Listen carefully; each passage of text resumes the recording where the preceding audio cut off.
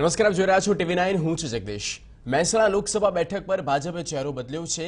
2 ટર્મથી મહેસાણાના સાંસદ રહેલા જયશ્રી પટેલની ભાજપમાંથી ટિકિટ કપાઈ।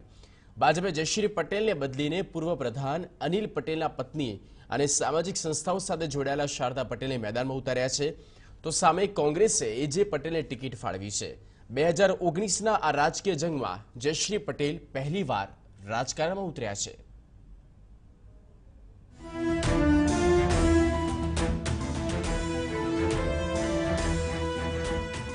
વાત મહેસાણા લોકસભા સીટની હોય અને ઉમેદવાર જો મહિલા હોય તો શરૂઆત રસોડાથી થાય છે। એક ગૃહિણી છે શારદાબેન પટેલ, સીધા એમની પાસે જ જઈશું। શારદાબેન જે છે એમના નામને કોઈ પરિચયની જરૂર નથી, આખું નામ કહું તો શારદાબેન અનિલભાઈ પટેલ। સ્વાગત છે આપનું TV9માં। સૌથી પહેલા તો ખૂબ સારી સુગંધ આવે છે, શું બનાવો છો તમે? બુધવાર એટલે જનરલી અમે મગભાત બનાવતા હોઈએ છીએ, એટલે મગ તૈયાર છે, બેસી જાવ જમવા। બસ, તો હવે જમવાની મજા તો તમારી સાથે લઈશું, પરંતુ જે ડેલી રૂટીનની વાત છે શારદાબેન, રાજનીતિ સાથે તમારો કોઈ સીધો એવું કનેક્શન નહોતું, હા પારિવારિક ખરું, પણ કેવું તમારું ડેલી રૂટીન અત્યાર સુધીનું રહ્યું હતું? રાજકારણ સાથે હું જન્મથી બંધાયેલી છું, કારણ કે વિસનગર મારું પિયર થાય, સાકરચંદ પટેલ મારા નાનાજી થાય, એટલે બ્લડમાં તો રાજકારણ હતું જ। હાઇલાઇટ હવે થઉં છું, અને એ બધો પ્રતાપ આપણા PM સાહેબનો અને સર્વ CM સાહેબ, ડેપ્યુટી CM સાહેબને જે મારામાં વિશ્વાસ મૂકીને મને જે ટિકિટ આપી છે, એટલે મારી પોતાની પર્સનલ કેરિયર ચોક્કસ હવે ચાલુ થાય છે, પણ રાજકારણમાં પોલિટિક્સ છે જ। રાજકારણમાં એવું કહેવાય છે કે જે રીતે શાકભાજીમાં તડકો લાગે કે દાળમાં તડકો લાગે, કંઈક એ જ પ્રકારની સ્થિતિ હોય છે, કંઈક ને કંઈક હંમેશા ચાલતું રહેતું હોય છે। તમે એના માટે તૈયાર છો ખરા કે હતા ખરા? પહેલાથી હતી જ, એટલે તો મારા હસબન્ડ આટલું પોલિટિક્સમાં, કારણ કે હું જ્યારે ઇન્વોલ્વ હોઉં તો જ પોતાની સ્ત્રી જો રજા આપે તો જ પુરુષ કરી શકતો હોય છે। અર્ધાંગીની તરીકે હું હંમેશા ખભે ખભો મિલાવીને એમની દરેક ઈચ્છાઓને માન આપીને સાથે જ મેં કામ કર્યું છે। દરેક સંસ્થાઓમાં બી હું સાથે જ કામ કરતી હતી। અચ્છા, હવે જ્યારે આજનું આ રૂટીન છે તમારું, સવારે કેટલા વાગે ઉઠવાથી માંડીને કઈ રીતે પૂજા પાઠ ક્યાં તે કંઈ? હા, રૂટીન મારું લગભગ 6:30 થી સ્ટાર્ટ થાય છે, અને રૂટીન જે ગૃહિણીનું હોય એ પ્રમાણે જ પૂજાપાઠ બી થાય છે, અને મને કુકિંગનો શોખ છે, મારી પેશન છે। તમને કદાચ સાંભળી નવાઈ લાગશે, પણ હું ગણપતિ યુનિવર્સિટીમાં બચ્ચાઓને મેદો ના ખાય એટલા માટે બેકરી ચલાવું છું, લોટમાંથી, રાજગરામાંથી, રાગીમાંથી, અને તમને સરપ્રાઈઝ થશે, ગુંદરના બિસ્કિટ મારા એટલા બધા પ્રખ્યાત થઈ ગયા છે કે એની ડિમાન્ડ બહુ જ છે। એટલે શારદાબેન, તમે ગૃહસ્થ જીવનમાં પણ એટલા જ માસ્ટર છો, અને એ જ તમારે માસ્ટરી હવે અહીંયા પણ ક્યાંક યુઝ કરવી પડશે, કારણ કે મેનેજમેન્ટ પણ એક બહુ મોટી બાબત હોય છે। મેનેજમેન્ટ હું પહેલાથી એમાં, કારણ કે હું 5 ઘર વચ્ચે ફરું છું, હસબન્ડના કારણે ગાંધીનગર બી રહેવું પડતું હતું, અમદાવાદ બી મારા ગ્રાન્ડ ચિલ્ડ્રન સાથે રહેવું પડતું, મહેસાણા તો મારું નેટિવ પ્લેસ છે, અને સંસ્થાઓ સાથે સંકળાયેલી, એટલે ગણપતમાં બી મારે નાઇટ હોલ્ટ ને મને ત્યાં પ્રેસિડેન્ટ બનાવેલ છે કન્યા સૈનિક સ્કૂલમાં, એટલે મારું ત્યાં બી ઇન્વોલ્વમેન્ટ છે।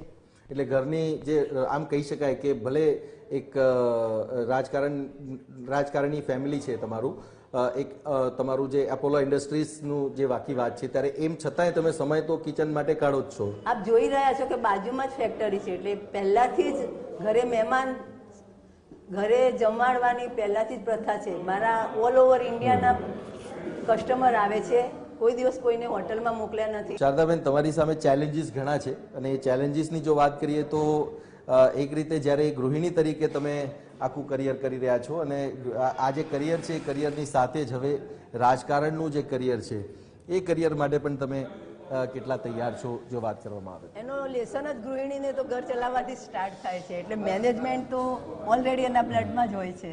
હવે પોલિટિકલ મારે હવે મારું બેસ્ટ પ્રૂવ કરવાનું છે। તો કયા કયા પોઈન્ટ્સ તમે ધ્યાનમાં લીધેલા છે, એ પોઈન્ટ્સ પર તમે વર્કઆઉટ કરવાના છો? કારણ કે જે તમે મેનેજમેન્ટની વાત કરી, તમે એજ્યુકેશન ઇન્સ્ટિટ્યૂટની વાત કરી, એ આખી વાત અલગ છે। રાજકારણમાં સમાજો હોય છે, જ્ઞાતિઓ હોય છે, ઘણી બધી બાબતો હોય છે। કેટલા તૈયાર એના માટે, અને કઈ રીતે તમે માનો છો કે ઇન્ક્લુઝિવ ગ્રોથની જે વાત કરવામાં આવે, જે અત્યારની ડિમાન્ડ પણ છે? આપ બોલ્યા જ્ઞાતિઓનો, પણ મારું ઉછેર જ એવી રીતે થયો છે કે જ્ઞાતિના પેલામાં બંધાયેલી જ નથી, ઓક્ટોબરની 2જી તારીખે નાનાજી હરિજનોને જમવા લાવતા હતા અને અમે પીરસતા હતા. એટલે મારો ઉછેર જ એ રીતે થયો છે. તો શારદાબેન, હવે જ્યારે વાત તમારા આ પોલિટિકલ કરિયરની છે, તમે કહ્યું કે અનિલભાઈ છે એ પણ તમારી સાથે રહેતા, તમે એમની સાથે ફરતા, અહીંયા તમારા સાથે બધા કાર્યકર્તા મિત્રો પણ છે. એક ઈચ્છા એમની હતી, મને જ્યાં સુધી ખ્યાલ છે કે એમની પણ ઈચ્છા હતી કે તમે રાજકારણમાં આવો અને રાજકારણમાં આવીને સક્રિય થાઓ. તો એક એમની ઈચ્છા પૂરી કરવાનો જે વખત છે એ વખત તમને મળ્યો છે. ચોક્કસ, એ તમે જે કહ્યું એ સાચી જ વાત છે કે આ અવસર મળ્યો છે અને અવસરને મારે સારા કાર્યો કરીને ઉજવવાનો છે. કઈ રીતે આ સપનું સાકાર થશે? કારણ કે ઘણા બધા ઓબ્સ્ટેકલ્સ પણ આવશે, કારણ કે રાજકારણ છે, ઘણી બધી બાબતો પણ આવશે. કેટલા તૈયાર તમે એમના માટે છો અને એમના તરફથી કંઈક વસ્તુ તમે શીખેલા હોય કે રાજકારણમાં કેવી રીતે આગળ વધવું, એ કીધું એમ? હંમેશા હું પોઝિટિવ થિંકિંગ વાળી છું. કોઈને નીચા બતાવીને મારે મોટા થવાનું મને ફાવતું જ નથી. હંમેશા નાની લીટી નહીં, પણ હું મારી પોતાની મોટી લીટી કરીને હું મારી જાતને પ્રૂવ કરવામાં માનું છું અને એ માટે હું સજ્જ છું.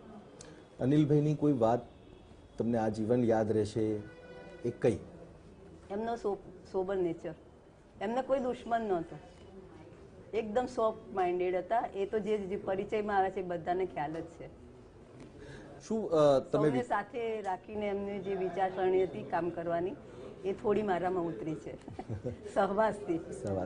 અચ્છા, એક બીજી બાબત એ પણ છે કે રાજકારણમાં આવ્યા પછી જ્યારે લોકસભા લડશો એ બાબતની વાત, પરંતુ મહેસાણા માટે તમે શું વિચાર્યું છે? લોકસભા ક્ષેત્રની વાત કરીએ તો જો તમે ચૂંટાઈને આવો કે જો તમે મતદારોને કહેવા માંગો તો શું તમે કહેવા માંગશો કે કઈ બાબતોને તમે ધ્યાને લઈને આગળ વધશો? મહેસાણા માટે તો મારી અડધી જિંદગી અહીં કાઢી છે.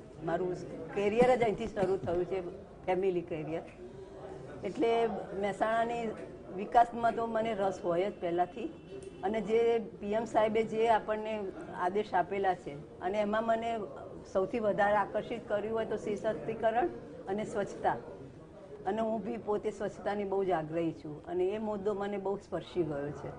એજ્યુકેશન ને આરોગ્ય પણ એટલા જ. હા, ચોક્કસ, બધા જ મુદ્દા સમાવી લેવા જોઈએ, પણ આ મને વધારે સ્પર્શ્યો એટલે હું આમાં ઇન્વોલ્વ થઈ. અચ્છા, જ્યારે રાજકારણની વાત છે, સામે કોંગ્રેસ પાર્ટીના ઉમેદવાર તમારી સામે હશે. કોંગ્રેસ પાર્ટીએ પણ હમણાં જે મેનિફેસ્ટો બહાર પાડ્યો છે એને લઈને તમે શું માનો છો કે મેનિફેસ્ટોને કારણે બીજેપીને અસર પડશે ખરી? કારણ કે મહેસાણા એક એપિસેન્ટર રહ્યું છે હંમેશા, અને એમાં જ્યારે તમારે ચૂંટણી લડવાની હોય ત્યારે તમારા ખભા પર, શોલ્ડર પર એક અલગ ભાર હોય છે. ચોક્કસ અલગ ભાર હોય છે. ચોક્કસ, એ મેનિફેસ્ટો દરેક પક્ષને પોતાનો હોય જ છે, પણ આપણે તો જોઈએ છે કે નરેન્દ્રભાઈનું જે વિઝન છે એને કોઈ પહોંચી શકે એમ નથી. એટલે એમને જે પ્રોગ્રામો આપ્યા છે એને આગળ વધારવાનું મારી ફરજ છે અને મારા કાર્યમાં આવી જશે. અચ્છા, ક્યારેય કલ્પના હતી શારદાબેન કે તમને ટિકિટ મળશે? બિલકુલ નહીં, પણ બ્લડમાં તો હતું જ એટલે મળી અને વધાવી લીધી છે. તો હવે આગળનો કયો કાર્યક્રમ? તમે કેવી રીતે પ્રચારમાં જશો? કેવી રીતે લોકોની વચ્ચે જશો?